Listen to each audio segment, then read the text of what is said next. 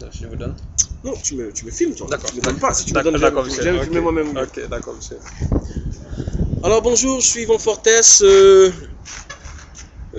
Je suis là pour vous montrer comment est-ce qu'on fait une installation d'un VSAT, qu'est-ce qu'un VSAT, etc. Alors si vous regardez ici, on a pratiquement ce qu'on appelle un VSAT. Alors voilà un VSAT qui est là. Ok?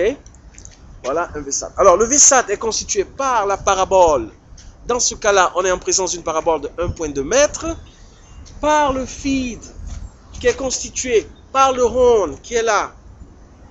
Par le OMT qui est là. Par le BUC et par le LNB. Alors, le BUC, le Block Up Converter, est le responsable pour la transmission du signal. Alors, là, il va transmettre le signal vers notre réseau.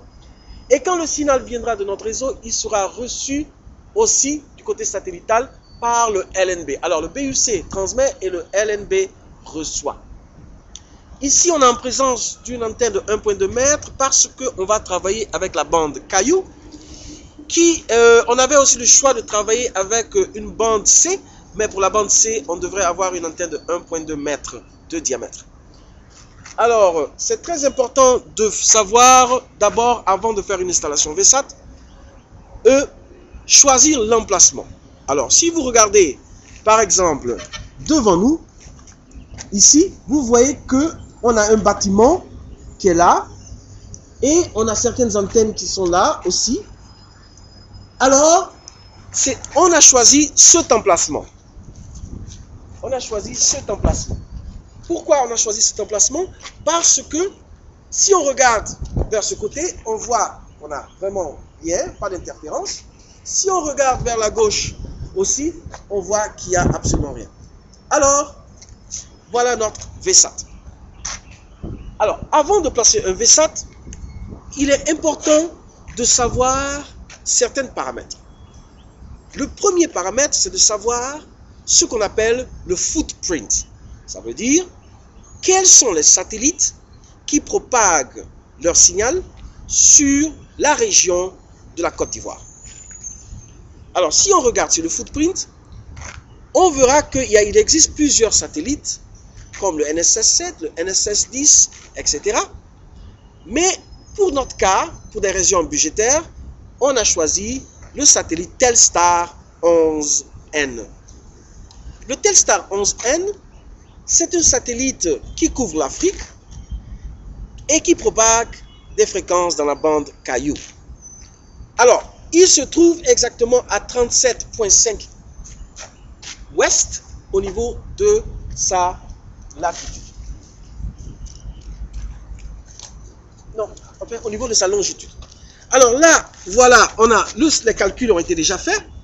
Et par rapport à les calculs effectués, là, je sais non seulement les coordonnées de la Côte d'Ivoire du bâtiment en question, je vois ici aussi les coordonnées du satellite. Alors, le satellite Telstar 11N se trouve à 37,5 ouest. Ça, c'est sa longitude. Et notre emplacement, avec l'aide de Google Earth, se trouve à 5,3 nord et 4,0 ouest. Ces éléments nous permettent de calculer ce qu'on appelle l'azimut et la élévation de notre antenne. Alors, ça veut dire quoi l'azimut et ça veut dire quoi l'élévation? Regardons l'antenne. Le mouvement latéral de l'antenne dans ce sens, on appelle ça la azimut de l'antenne. Alors, et le mouvement vertical dans ce sens, on appelle ça l'élévation d'une antenne. Alors, nous allons commencer d'abord par placer l'azimut en question. Par rapport au calcul effectué sur le net, on a un azimut de 261 degrés vérifié à partir du nord. Alors, pour mesurer l'azimut, on doit utiliser une boussole. Voilà une boussole pour qui n'a jamais vu une boussole.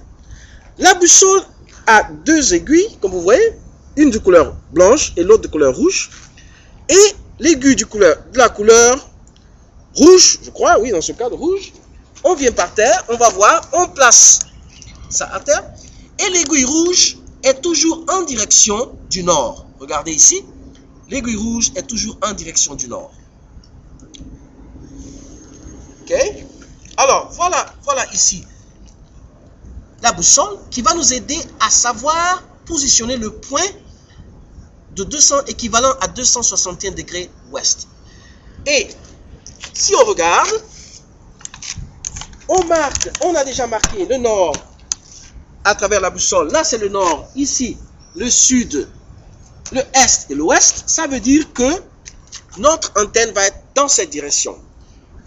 Alors, notre azimut par rapport à notre boussole va être comme ça. Ça veut dire que l'antenne va être directionnée vers cette direction qui est équivalent à 261 degrés ouest. Ouest parce qu'on est vers la direction ouest.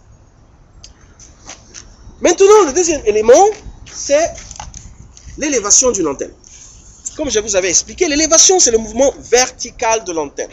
Une rotation verticale. Alors, je viens derrière l'antenne. Mon calcul m'a dit, mes calculs m'ont dit que l'élévation est de 50 degrés.